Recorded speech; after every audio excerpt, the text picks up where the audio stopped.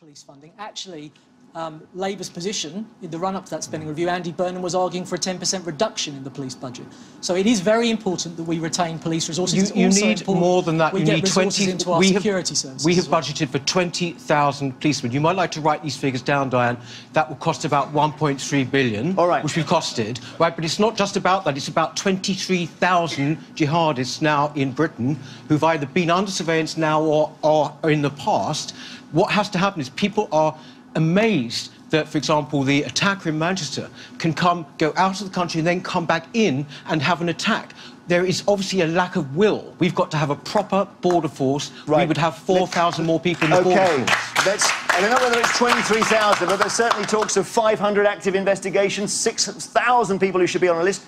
What do you think, Madam, about how you deal with those people? I mean, I want to know when we're going to stop selling arms to Saudi Arabia. Yeah.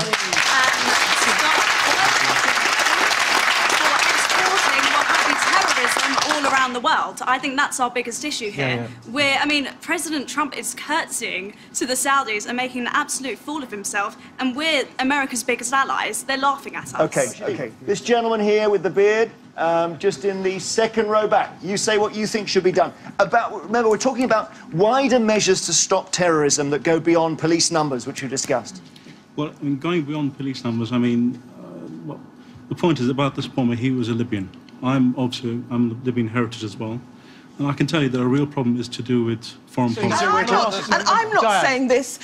Eliza Manningham Buller, the former head of MI5, said... But it was Labour who went to war, wasn't it? Well, I didn't vote for it, as you may know. You have consistently given succour to terrorists. The fact is that with this, can you tell me, in Sweden there was a terrible attack recently. What was it about Swedish foreign policy that brought that attack on? Let me bring in Vince Cable. You are doing their job for them. Vince Cable. There is a massive difference between looking for explanations. You want to be out tomorrow, don't you, basically? No. This thing about hard Brexit, soft Brexit, now it's become extreme Brexit, and it's become UKIP Brexit. There is just Brexit. And when people voted last year, they knew what they were voting for. The assumption behind all of my colleagues here all voted to remain, right? I'm the only one who voted for Brexit, is that basically people were too stupid when they were given the choice. And the fact is, I don't think people are stupid. They were told very clearly it means leaving the single market, it means an end to free movement. That is the reason that people mostly voted for it in the country. I admit in London it was 60%, but there were 40% of Londoners who still voted to leave. All that Vince is doing is this is like Project Fear 3.0. This is replaying the whole thing. Yes, lots of people want to talk about this. The gentleman here, wearing the glasses, if you don't mind me saying so. I'm sorry, but there were numerous different people from different parties who were backing Brexit, who were coming out with different things. So you can't say that people knew exactly what Brexit was about, because I know it was the same Conservative minister actually said that if we left the European Union, that we would stay in the single market. There was so many different bits of information that no one knew. Thank you. Anyone here think that you voted out, but thinking we could stay in the single market? Is there... Nobody. OK. Yes, you want to speak? I think the Brexit debate has really typified the ineptitude of so many elected politicians. There's no hard Brexit, it's just Brexit.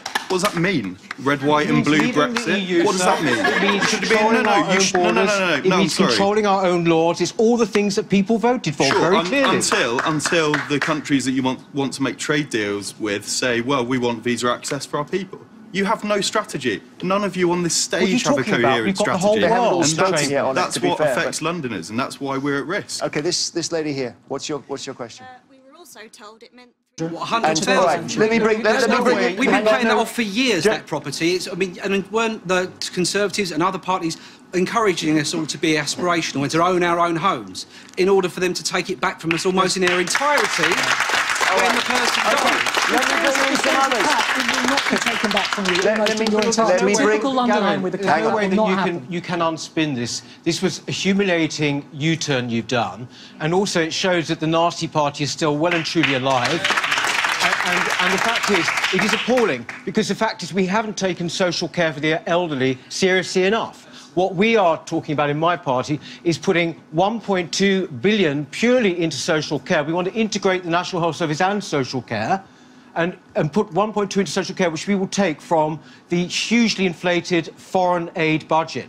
That is where it needs to be with our elderly. So you're taking the whole of the foreign aid budget? No, we're going to reduce it from 0.7 right down to 0.2, which is what America spends on it. We're going to put 9 billion of that into NHS and 2 billion into social care. OK, Sean Berry, what do you think? That's funny. I think it's a Sean great Berry. idea. The Conservatives have made a right mess of this. I mean, I think it is completely wrong to try and take away your home to pay for your care. This is social security. It's one of those things that should be paid for out of things like national insurance. Now, what we do is not reduce national insurance for the better paid.